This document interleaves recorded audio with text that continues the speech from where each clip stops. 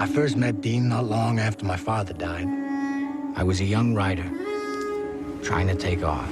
It's interesting to play characters that have existed, and especially when you have grown to love those people.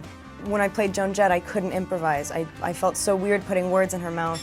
I always referred to her, and in this case it was like, we wouldn't be doing On the Road right. We wouldn't be, unless it was found, unless so much of it was like learned and then forgotten, so we could actually just discover it ourselves. That's what it is, isn't it? I mean, we did each of us did our own research as much as possible. I listened to Kerouac's voice, all the time, but at the end of the day, you have to take in everything about what you understand from their personalities that we've heard from the experts and things, and then you also have to then leave that behind to some extent, so that it doesn't become a burden, To be able to play characters that are ridding of inhibitions and fears, we have to try and rid of our inhibitions and fears while trying to achieve our sort of goal at the end of the obstacle.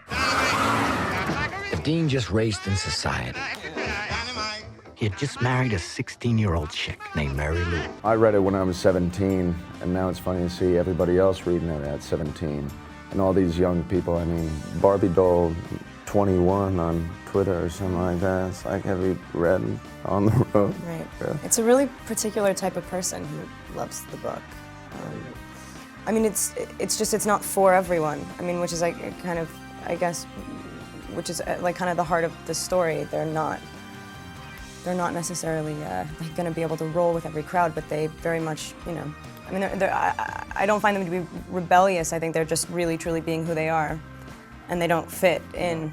Those that identify with it can read every word of the spontaneous prose and go all the way through the book and be hanging on every single word. And those who don't identify are the ones that said, yeah, I read that book, but they read the chapter, they read the line that said, we all know the Mad Ones. They're like, I love it. Yeah, I love Mad Ones too, but you couldn't read past the first chapter because you didn't identify and you couldn't hang on every word like any other, sort of inspired or advocate of the book had.